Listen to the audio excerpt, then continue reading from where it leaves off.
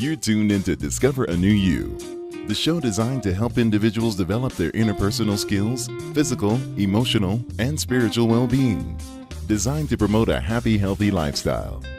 This week's workshop presenter will deliver an uplifting presentation to guide in the process of discovering a new you.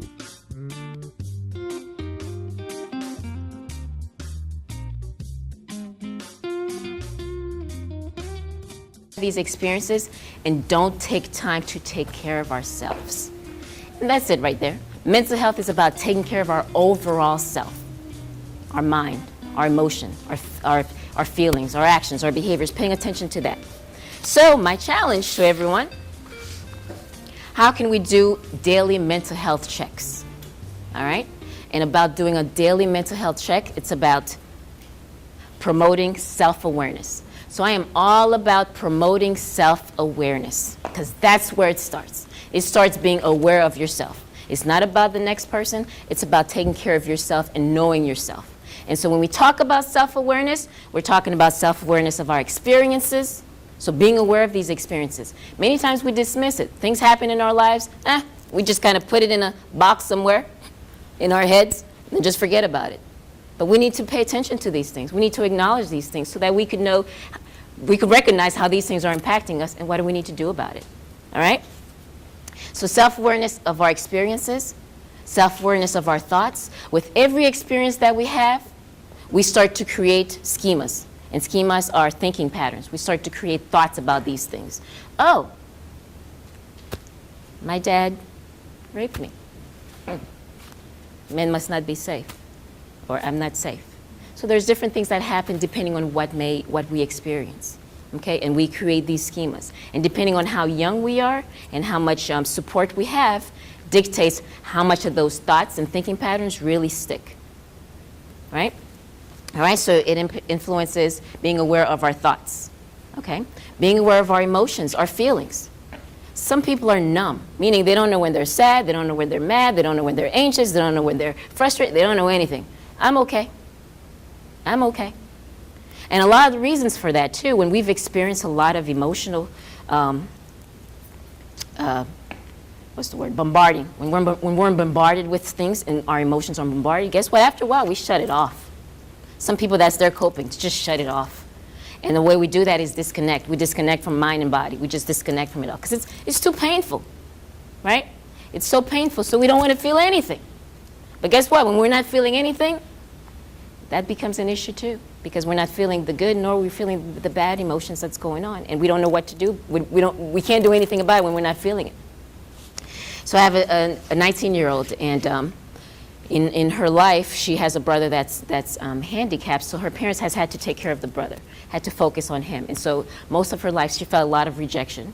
She never felt validated. She never felt as if people really listened to her. So she always silences herself, right? She silences herself, she silences her emotions, so she doesn't, if she's feeling something, she doesn't want to bother her parents because they got enough to deal with. So that's been what she grew up in. And she could, obviously, again, as children, but we take that into our adult life. So that's just how she's been managing and coping all her life. And so when she's feeling things, she dismisses it. And dismisses it. And dismisses it, but then at some point, it hits her all at once. And at those times, she's calling me. I'm about to kill myself. Now we got to figure out what to do. We got to figure out how to calm it down.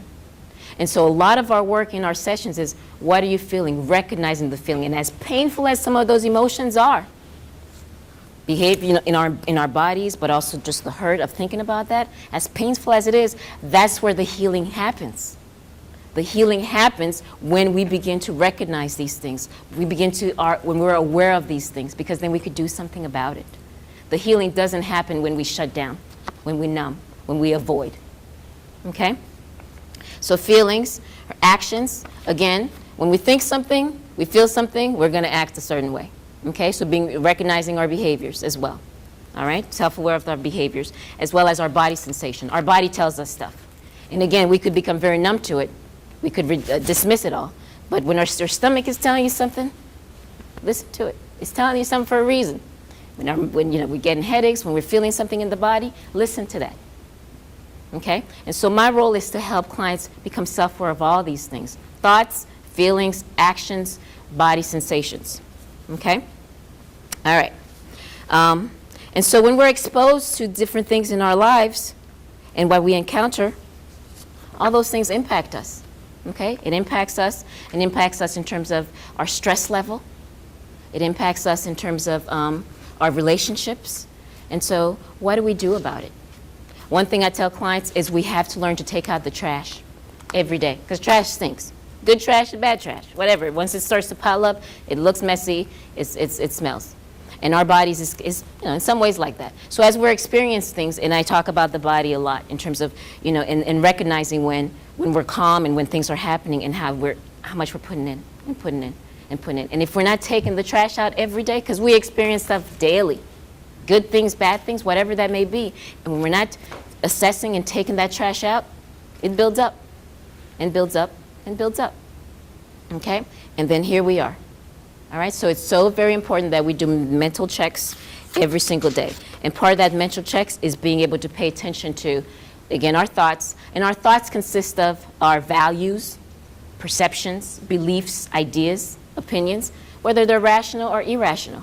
What is your mind saying? I'm nothing. I'm not good enough.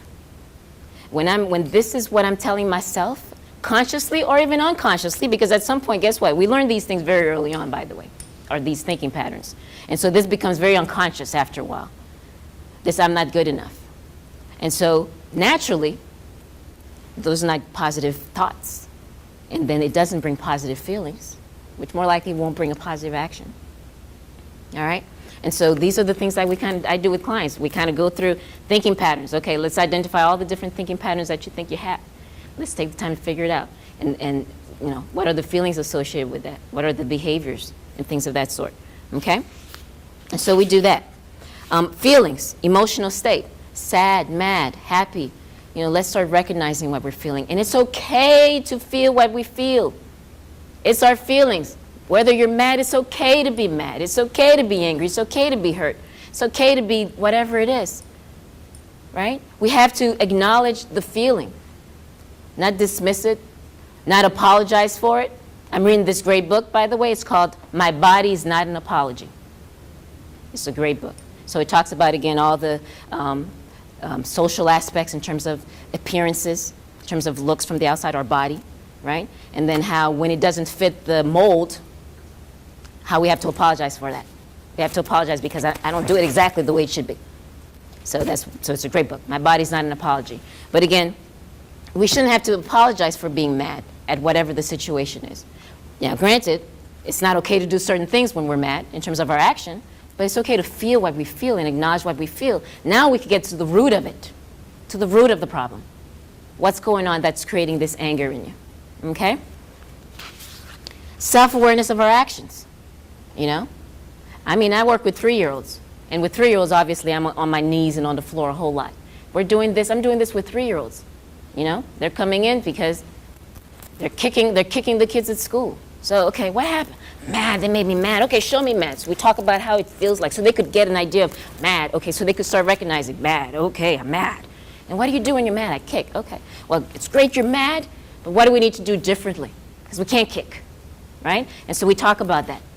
So then they could kind of see, okay, I'm mad. Okay, show me mad. Okay, now with this particular 3-year-old, we did a yoga stance.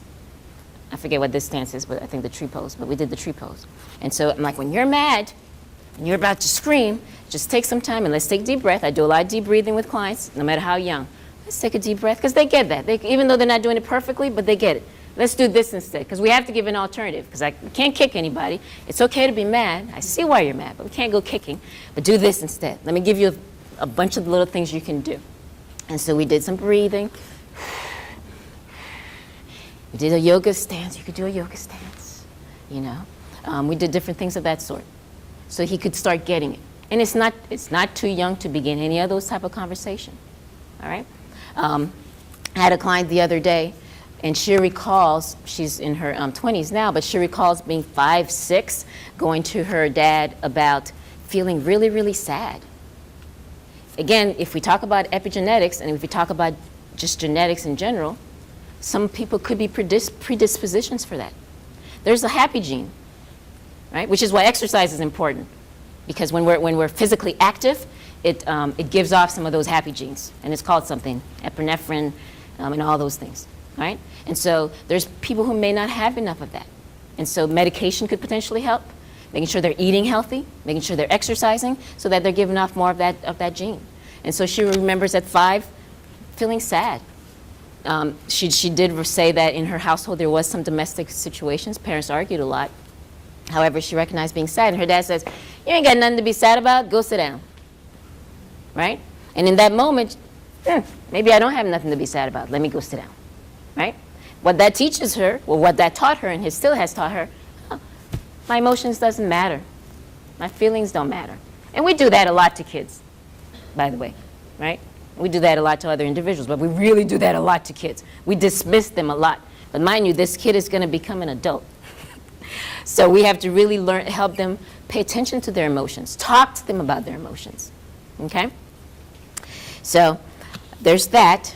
And then self-awareness of our actions, all right? And so actions become yelling, screaming, fighting, drug use. And so again, when we're in pain, when we're feeling in pain, we have to do something to manage that pain. And sometimes it's unhealthy, right? And so recognizing when it's unhealthy patterns, right? So then we have to do something about that. And so the awareness of that, okay? And then body sensations. Again, I talked a little bit about that. Body sensation is the physical symptoms that's going on inside the body, recognizing it. Recognizing when your body is stressed, recognizing the heart's beating fast. I know when I'm stressed. I've paid attention to my body enough times to know. And I know the minute I start to feel it, I have to get up and do something else. Because if I don't, it's just going to, I feel it right here in my shoulders. It's just going to squeeze me down some more. And then it becomes really, really heavy. So I know the minute I start to feel it coming, I have to go outside, go walk, go listen to my favorite song. I do a lot of visualization. And I love the beach. So my visualization is the hot sun at the water. So I do that a lot to kind of help take some of that stress away, right? And recognize what's happening, all right? And then continue on with my day. Because if I don't, it's just gonna get worse, right? And so that's a big thing that I talk to clients about. That awareness and that daily check is a constant thing. It's a daily thing. It's a moment-to-moment thing. Just last night, I was telling the client, and she has a lot of panic attacks, a lot of anxiety. And again, recognizing when it's happening. And a lot of it is because she dismisses a lot. And she's like, yeah, I just don't deal with it. I need you to start dealing with it every time. Every time you start to feel it, go do what you're going to do. Go do what you're going to do until it doesn't happen as much. But the thing is, you're letting it build up. And then when it does build up, she's crying at work. She's hysterical. She's hysterical in session. She's hysterical. She's like, I'm always hysterical. Yeah, because you're letting things build. Let's not let it build. And then, of course, there's a lot of trauma in her life. So we have to process all that, too. You know? So definitely the processing is important. So when we're noticing poor mental health, getting the help that we need. Seek help, seek support. You know, somebody talked about it earlier. You know, whether it's networking, whether it's friends, whatever we're going to do, we need to talk about it. Brene Brown, she's a social worker, and she does a lot of work in regards to vulnerability. So I would recommend reading up on her. Don't touch that dial. We'll be right back with more Discover a New You.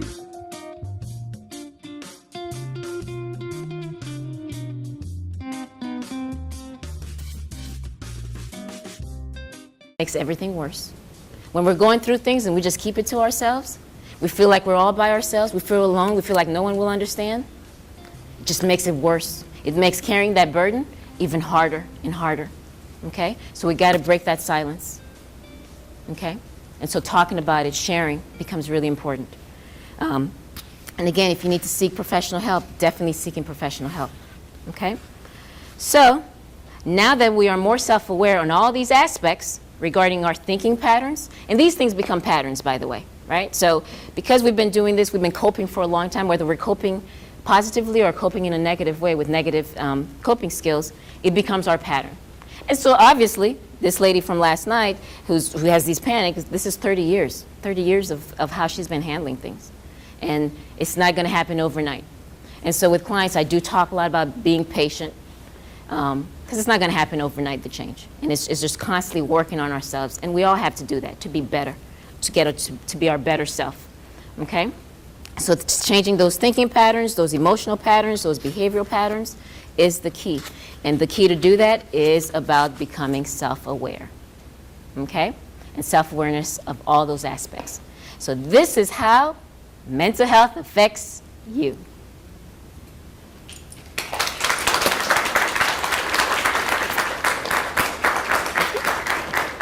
Morning about peace within your pain, and you mentioned the death of a significant person being high on a ACE scale. And how does one, when you are grieving the loss of a significant person, how does one get to the point of peace within that pain? Because we all know you have to go through the steps of grieving. Yes. But how do you get to that point where you can actually have peace Right. through that pain? Right. Yeah, and definitely you got to go through those steps, and as some of you may not know, but the steps of grief is denial, then we have anger, bargaining, depression, and then acceptance. And so to get to that place of acceptance, and that takes time. I think that becomes where people struggle because they're like, well, I should have been better by now. Well, who's to say?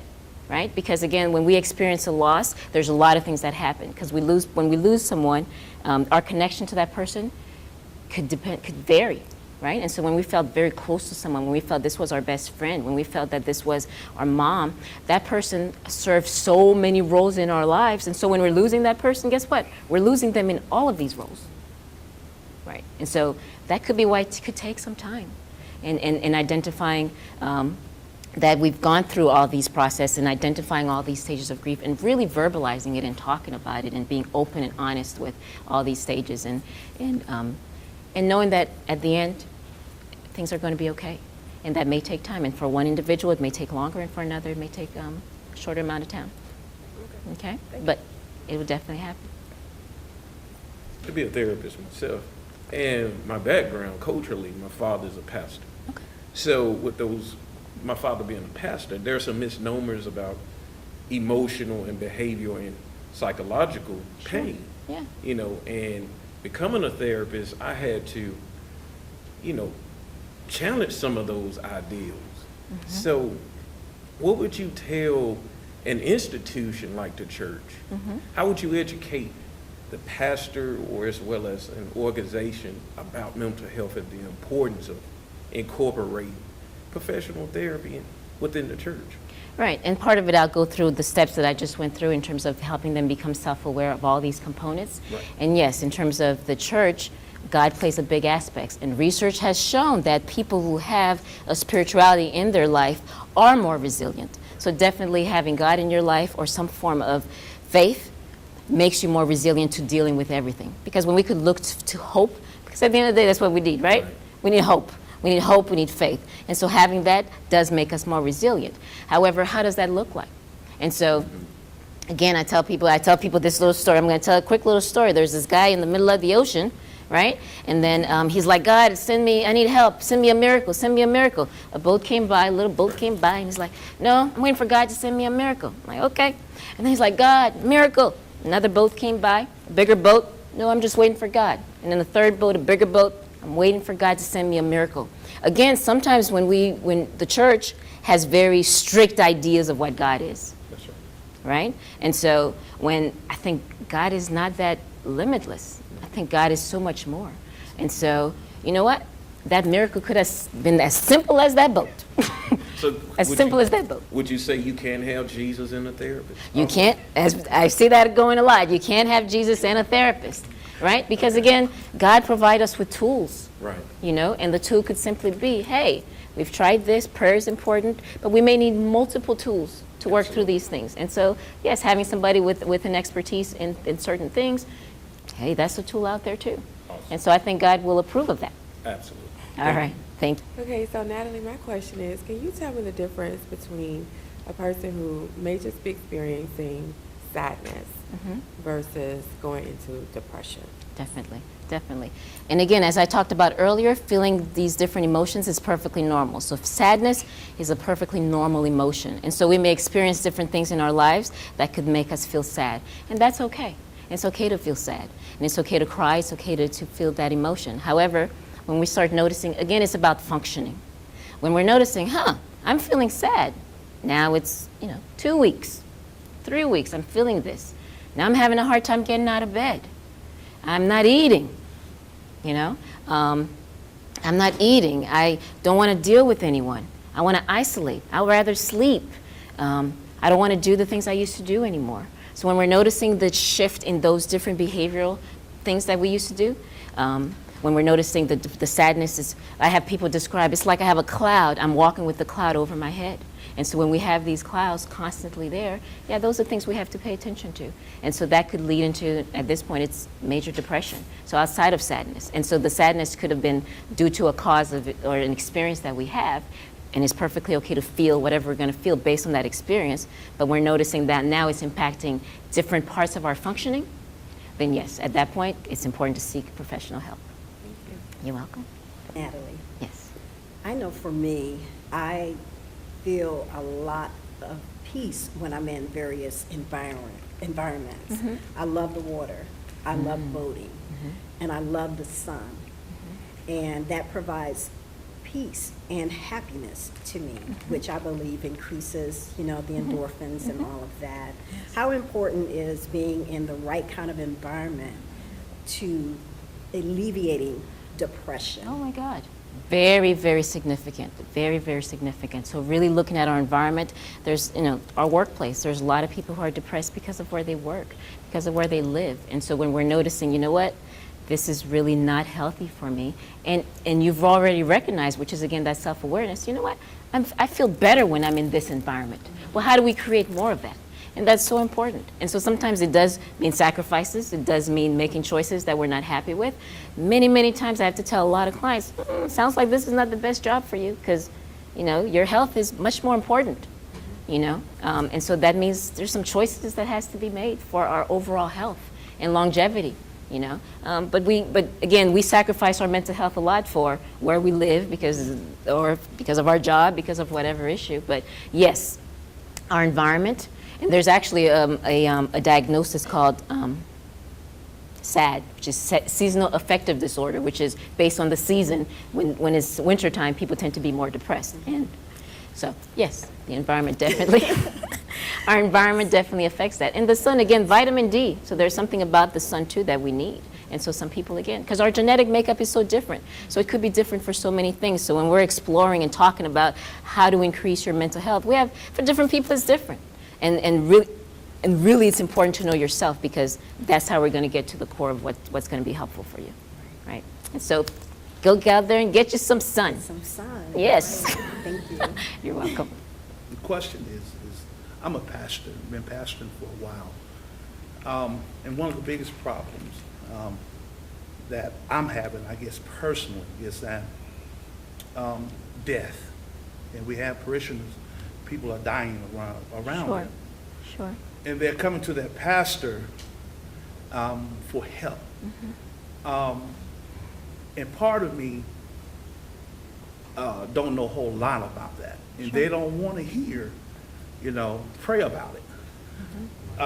So you try to give them the advice, and I try to actually open myself up, because things that I don't know, I try to give them to someone else for help. So as a pastor, what would you say to me to help them? Well, I'm not a pastoral counselor. However, one of the things, when people go through the stages of grief, that anger stage, a lot of people are pissed off at God, right? And so people become really angry with God. And there's a lot of guilt surrounding that. And so I encourage people to feel that, to talk to God about it. And then how do we still get past that? One thing I do talk to clients about, because everybody's religion or faith or belief have different understanding of what death is. And so I try to get an understanding from them, what does death mean to you, right? And I think that's a conversation people need to have, just in general, so that it's not, because obviously it's inevitable, right? So unlike a lot of other things that we could potentially work on doing, we really can't do anything about death. And so because it's an inevitable process in life, that is something that I encourage people to talk about. What does it mean when someone dies? And for some people, they believe in heaven, they may not. And so having those type of discussions, because those are things that's going to bring them solace. you know? And then in the meantime, it's a process. So right now, if you're angry at God, you're questioning God, why did he do this? And obviously we don't know the answers to that. And then how do we find peace in that, in the not knowing? Because at the end of the day, death is something that we really don't understand, but it is a part of life.